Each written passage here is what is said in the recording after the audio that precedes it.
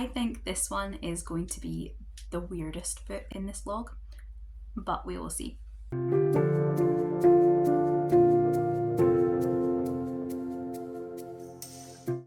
So the first book that I am going to read for this vlog is Cheddar Luck Next Time by Beth Cato. Bird Nichols moves to a quiet, quirky Californian town in hopes of a fresh start.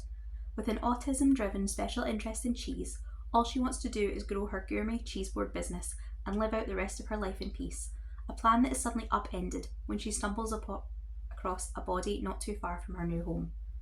As the latest arrival to town and the first on the scene, Bird is thrown into the centre of the investigation, prompting her to begin her own inquiry into what happened. But when Grizz, the closest thing Bird has to real family, becomes the sheriff department's favourite suspect, the stakes rise even higher.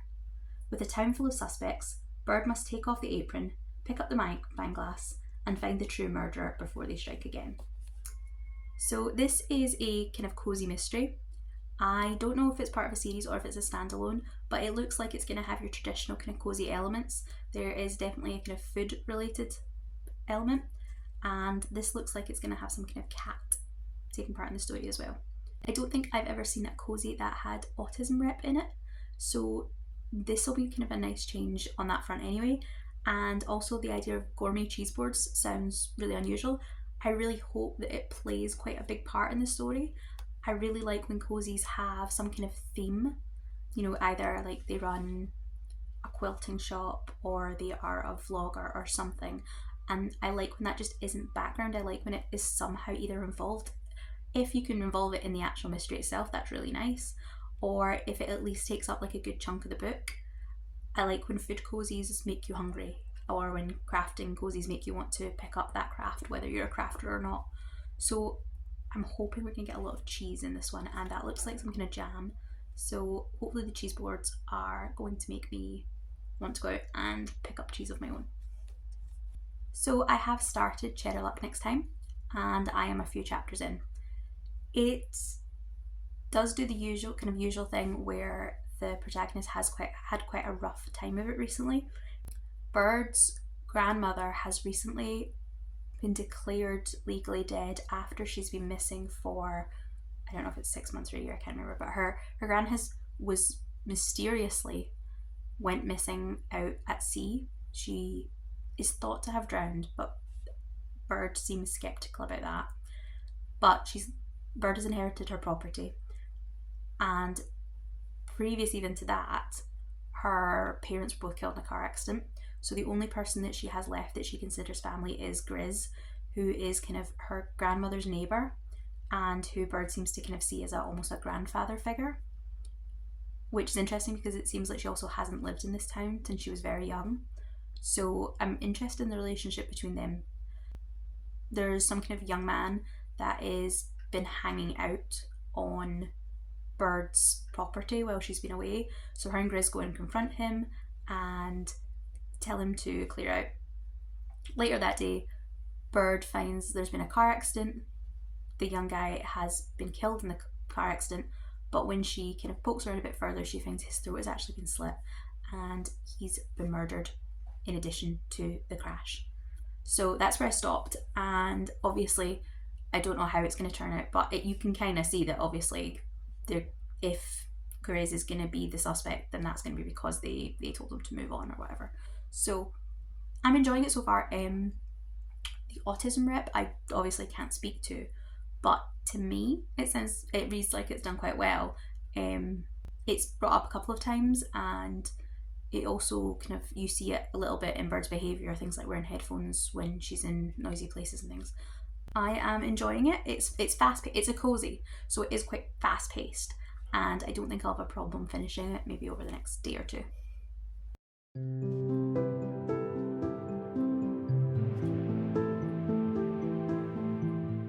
Okay, so it's been about a day, and I was right. I did get through Cheddar Luck Next Time really quickly. It's about, I think it's 270 pages, so it's a short book, but it's probably about average for a cozy. It is fairly fast paced, and once I got hooked on it, I did kind of plough through it really fast. The end is interesting because I thought it's not a thriller. It's not a thriller, but it did get a little bit more thriller aspects than I would say most cozies have. I did enjoy that though. It ties in it. I don't know how to give away.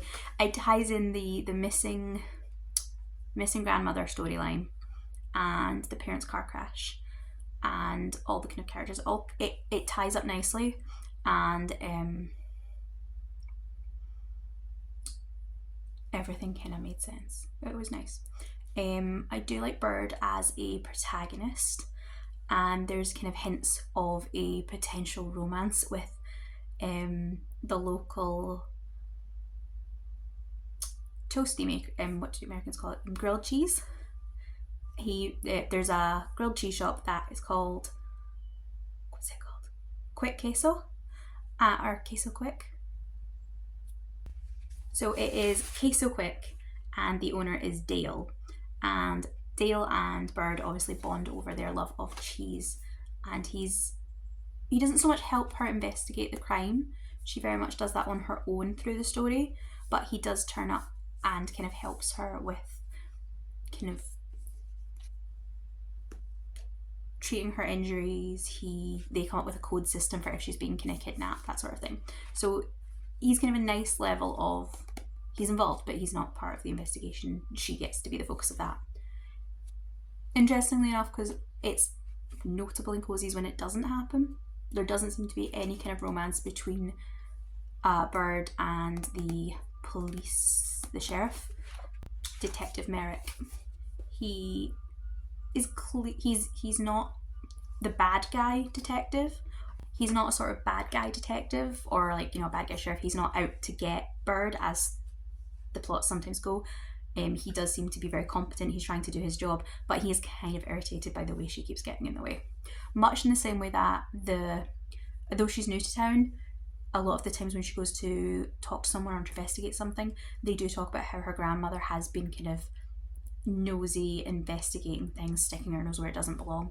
So there's a few people that don't want to talk to Bird just because of that, which gave a nice kind of reasoning for her to struggle with this investigation, while also maintaining that kind of she's new to town, so she's explaining things. The reader gets to see the town through her eyes as a newcomer, but there's already some kind of pre-established awkwardness where people maybe don't want to talk to her as easily as they would if she had been there longer or if they hadn't known her grandmother. It was fun. It did make me incredibly hungry. There are lots of, the Queso Quick had some toasties that she went for. I can't remember quite exactly where they were, like stringy, cheesy pool moments that she Instagrams to show on her social media. And also then the cheese boards were talked about. I think I said that I like in cozies when the additional theme gets a lot of kind of page time, even more so if it can be actually involved in the death or the investigation. The cheese boards don't take anything to do with the murder, which is good because it would be weird, but they do play a relatively big part in the story. We get to see Bird making up a few different cheese boards, and it felt really realistic because she does talk about kind of things that I would imagine are relevant to someone running that kind of business. Much like the autism rep was kind of just like sprinkled through in ways that felt relevant in the moment. She talks about, for instance, doing cheese boards and it being easier just to do gluten-free crackers throughout rather than trying to specify or trying to do bits of both. She talks about vegan cheeses and whether they're as good as some other technically not a cheese she's using. It was all kind of nice little snippets of kind of diversity woven in throughout it, in terms of food. You also definitely got the feeling that Bird was interested in cheese to the point where she's made this her career, and that gave her and Dale some nice kind of banter.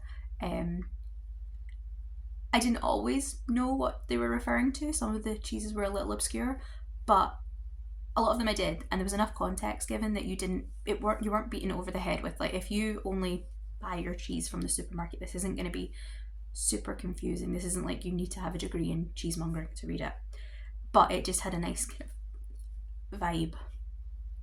And yeah, I definitely want to take a trip to the shops and see if I can get some cheese and crackers. or something similar. But yeah, so I think I would give this a 4-star. Yeah, probably I would give Cheddar Luck Next Time a 4-star.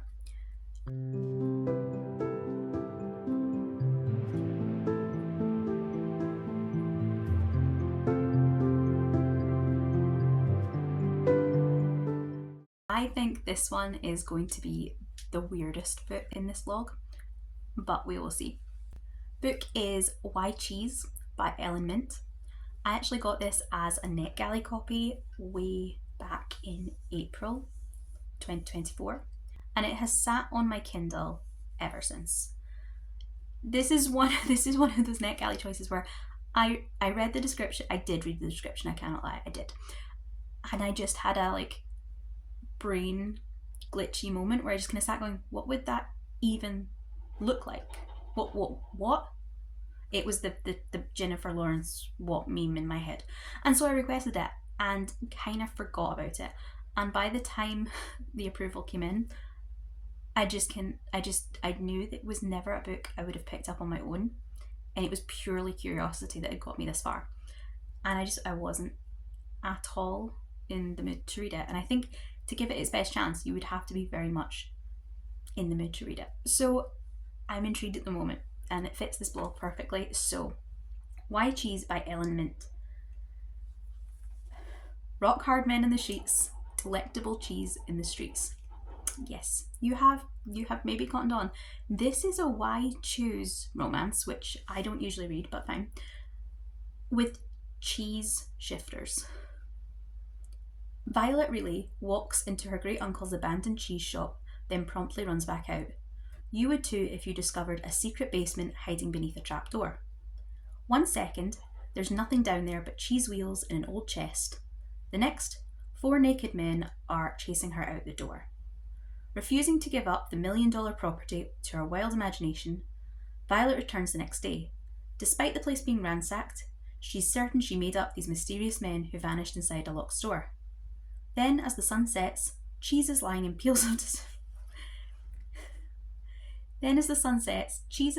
piles of discarded clothes roll across the floor until they poof into 4 men from last night.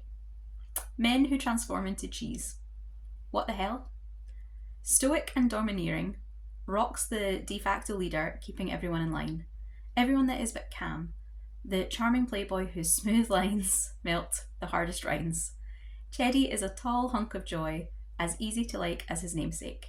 And last but never forgotten is Bree, soft-spoken with an artistic soul. He is a sweet wallflower waiting for the right person to scoop him up. These strange cheese shifters need Violet's help. They need someone to protect them when they're trapped as cheese all day. But after centuries of being screwed over by their caretakers, they're wary. No one is slower to trust than Rock, who expects betrayal at every corner. Even if Violet agrees to help them sell off their secret cheese stash and find a new place, he cuts her down at every turn, keeping her at arm's length. He's hiding a secret that could destroy everything he's fought for across the world. But Violet has one of her own, and if these cheesemen ever found out, it'll curdle her heart. Can the hardest of cheeses find it in himself to let his heart melt? Or will these cheese shifters find themselves chewed up and spat out by life? Will Violet sell the shop and make off with her millions, or risk the possibility of cheddar days for those cheesy men? So we're gonna go for it.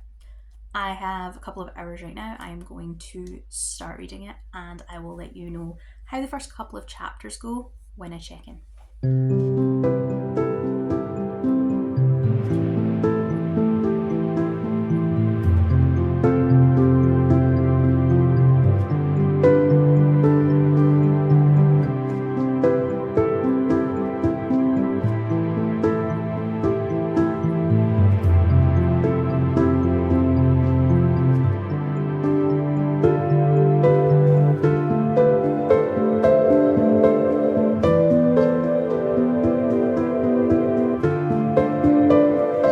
So I am about 20 20% through why cheese. And it is not what I expected. I'll be honest, from the description on NetGalley, I had been thinking the book would be around the kind of 180 to 240 mark, and was surprised when I marked it as reading on Goodreads that it actually is more like, I think, 360. It's a decent length book. So I was also assuming it would be 90% smut. So then I kind of thought, it's a long book to be just smut, but also that's still what I expected. But so far, there has been none. Everything else is as ridiculous as I expected to be, which is fine. The author is very much, she knows what she's doing. The book is full of cheese puns. Every title has a cheese related gag. There's cheese images on the chapter titles. It's very tongue-in-cheek, and the descriptions of the men are very Rock has blue hair, the cheddar cheddy I think is ginger. It's all very like, they're very much they're cheeses, and I think the author is having a great time with it. There are some deeper issues than I was expecting, however. Violet, so far she's turned up at the shop, she's had a couple of conversations with them. She's kind of constantly on the phone to her mother, and what we have briefly heard of her mother sounds like someone very, very controlling. She tells Violet, to get out of the city's too dangerous, have you locked the doors, someone's out to get you, there could be killers.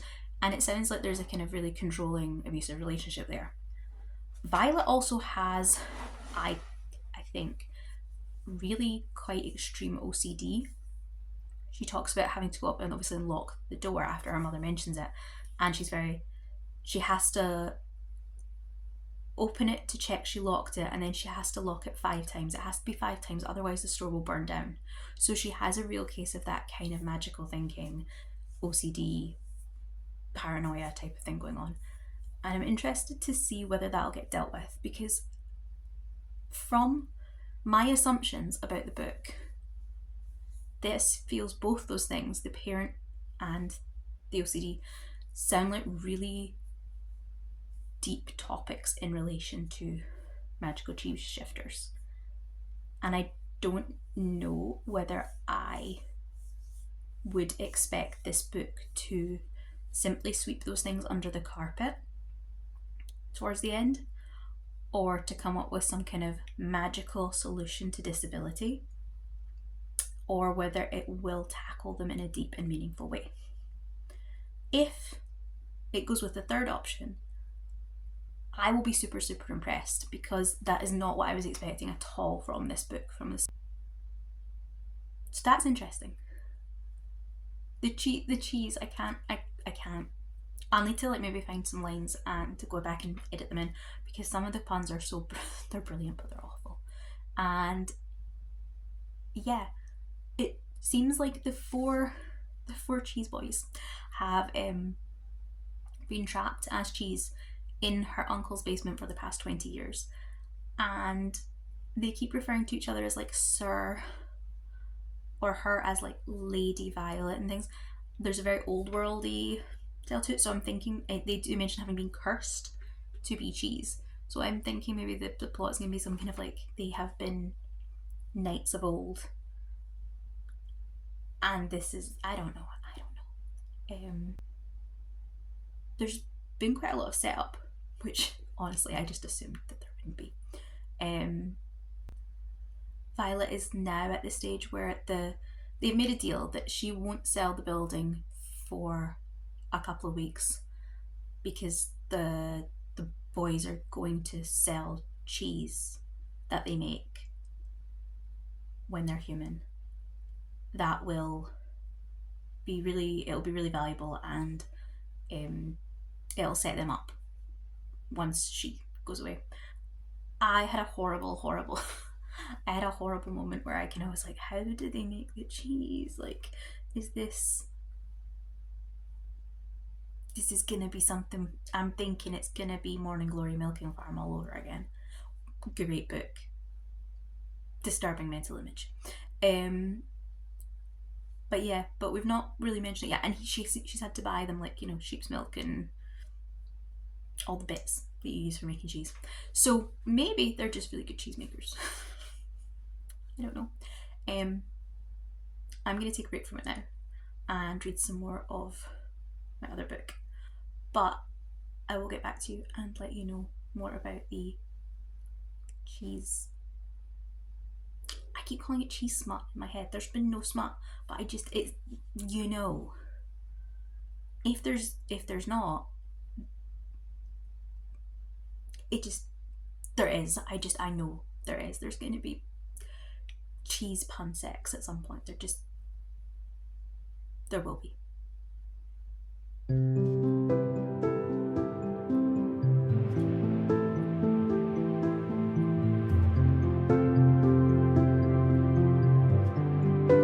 So I'm round about the 50% mark of Why Cheese, and I am having a really good time with it.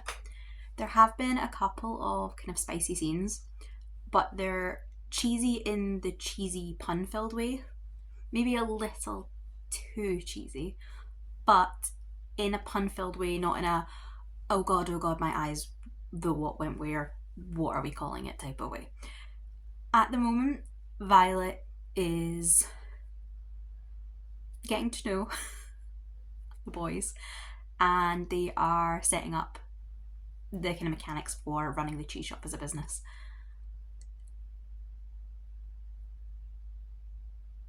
I'm enjoying the plot, and all of the characters are really compelling, which I'm surprised by, because obviously there are 5 kind of main characters involved, but I do feel that they're all getting their own personalities and a kind of reasonable share of the page time.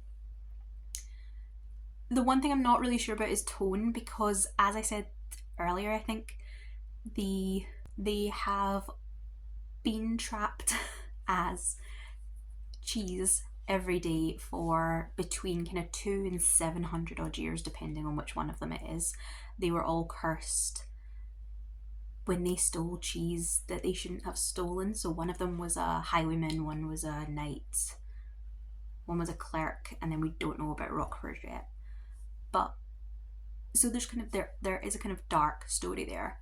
And on Violet's side, we obviously have her very, very controlling mother, and she tells one of the boys how she had to drop out of medical school because the stress was increasing her OCD. And when we do hear from what she calls the gremlin in her head, it's very intense. They're very intrusive thoughts. So when that contrasts with some of the really, really ridiculous kind of punny dialogue and phrasing in the kind of smut scenes, there's a little bit of a disconnect there. But it's by far not the worst book I've ever read. So I am happy to continue on with it, and we will see where it gets to by the time we are finished.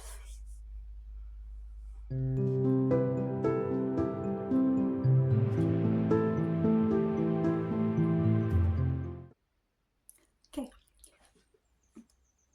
So I have finished up Why Choose by Ellen Mint, and it was not the weirdest book I've ever read. I actually really enjoyed it, and I think I did it a disservice by holding off on it so long. The concept is absolutely as wild as it sounds. However, it didn't go down any of the weird squeaky, like, the sex scenes were sex scenes. There was no cheese related fondue. It was enjoyable. If you actually want more than the kind of the smut side of it, it actually did that very well. Violet's OCD is pretty extreme. It's actually the tone shift maybe was something I maybe had a little bit of a problem with. Violet's OCD and her mother's controlling abuse are both very dark themes and do both play out in quite dark ways, which was a kind of, it's definitely a contrast. Whether or not it worked, I probably is open to interpretation. It was definitely a contrast to the punniness of the rest of the book. The book is definitely cheesy, both intentionally and possibly unintentionally. There are cute little kind of cheese illustrations on the chapter cards.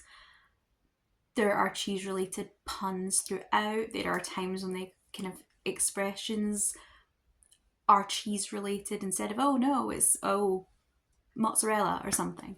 But there was also a few ones that just took it too far for me. If you were worried about this one, if you were considering this one and you were concerned that it was only going to be smut and you thought there wasn't enough plot, there is plot. And it's quite interesting. It does go off on a few tangents. It's maybe not the most kind of coherent arc, but I had a good time with it. The world building, the magic system is maybe not as fully fleshed out as it could be, but I don't think anyone's going into that expecting to find Tolkien level type of world building. I haven't looked into her back catalogue already, but I probably will. I didn't love this book so much that I'm, going to look through her back catalogue, going to take a list of everything, going to try all the books.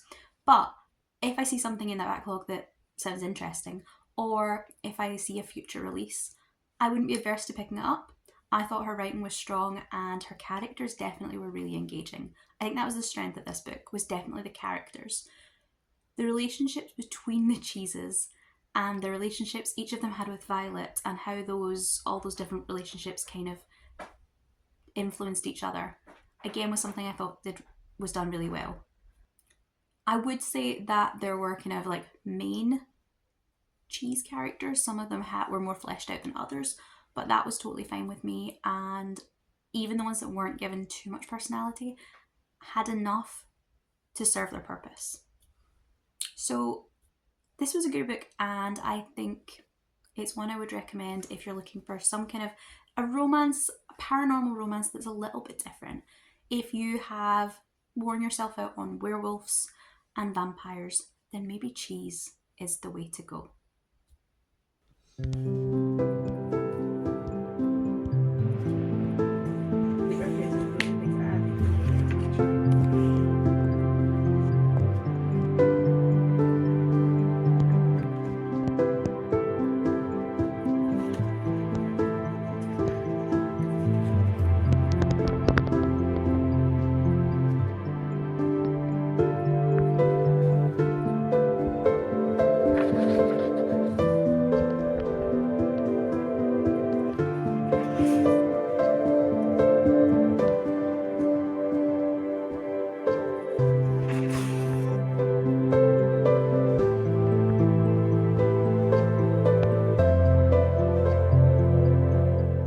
Last book I'm going to pick up for this vlog. Is it a dream, a nightmare, or the end of the world? One day, suddenly and without explanation, the moon turns into a ball of cheese. For some, it's an opportunity, and for others, it's a moment to question their life choices. How can the world stay the same in the face of such absurdity and uncertainty? Astronauts and billionaires, comedians and bank executives, professors and presidents, teenagers and patients at the end of their lives, over the length of an entire lunar cycle, each will get their moment in this moonlight. To panic, to plan, to wonder and to hope, to laugh and to grieve, all in a kaleidoscopic novel that goes to all the places you'd expect and to many of the others you'd never anticipate. How would you come to terms with the bizarre new normal? For the people of Earth, this could be the end or the beginning of a whole new world. So I picked up this from the library, as you can see by how shiny it is, and I knew nothing about it other than the kind of very, very basic premise that it's what happens when the moon turns to cheese. So I wasn't sure if it was going to be set in space, like a kind of spacefaring sci-fi, or if it was more grounded. Obviously the description kind of gives you a little bit more, but I hadn't read that. So far I am sitting at day 10, so chapter 10, and I'm enjoying it so far. So far, each of the days or each of the chapters has been a different person, a different perspective. We've had the museum staff in the first one, I think, that they noticed that their moon samples had become cheese. We've had a kind of Musk-esque billionaire who is funding a space program and will lose all his money if it doesn't go ahead, trying to find a loophole to make sure he can still fly to the moon despite the fact NASA have told him not to. We have some kind of procurement type of character who is trying to find a hunk of space rock turned cheese for his wealthy client to eat. And I think the last one I read, maybe it was some kind of Hollywood executive being pitched all the different shows and movie ideas that people are now generating based on this turn of events. So there's been some awful comedies, some kind of sci-fi films, those type of things. So it's her basically dealing with the fact that every pitch she's had today has been awful. And yeah, so it seems like it changes with every chapter. So you don't get to know any of the characters particularly well. So I don't think it's the kind of book you're going to get massively emotionally involved in just because you don't know anyone for more than a few pages. But it's giving that, as the description said, it says the kaleidoscopic novel. And I do think you are getting that. You're getting kind of the scenario from lots of different angles, which gives a really nice kind of overview of the event. You're not just seeing how it affects one person. Some people are obviously more affected than others. The astronauts are having a very different experience to a waitress, but it will still affect everyone. And it is doing a kind of nice job of showing you a situation at a kind of macro level rather than a deep, intense, how it would affect one individual. So I think it is short. It is just about 300 pages. So I do expect to get through it in the next couple of days. And I will let you know what I think.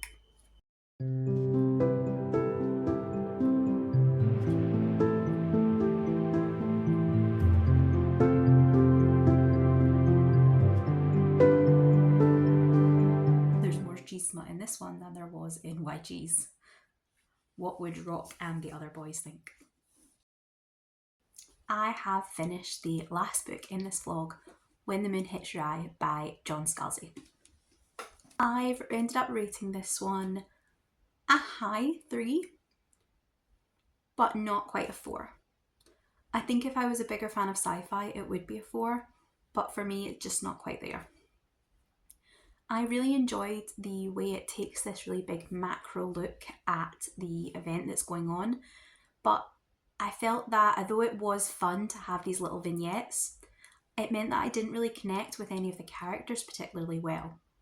There were some chapters that were better than others. There were some chapters where the characters I did feel for, but we were then pretty much straight on to the next one who maybe I didn't as much. It was a fun concept and it does feel quite a concept-y novel.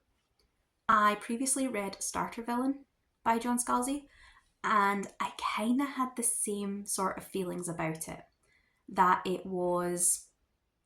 had an intellectual curiosity and I wanted to know what was happening, but I didn't really feel like I truly sank into the shoes of the characters.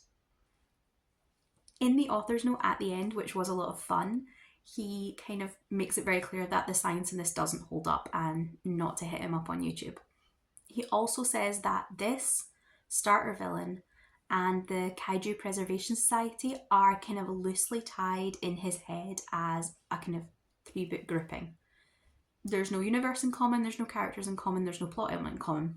But he said that because they're kind of like concept-y novels about people trying to find unique ways to solve unique problems, they kind of feel like they go together.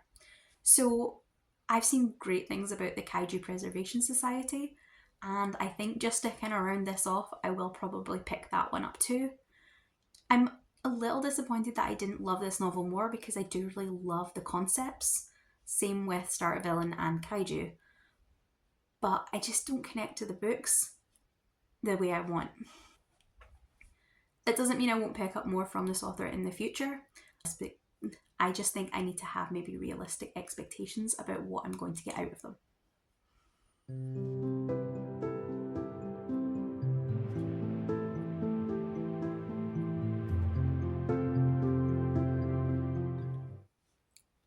So there you have it.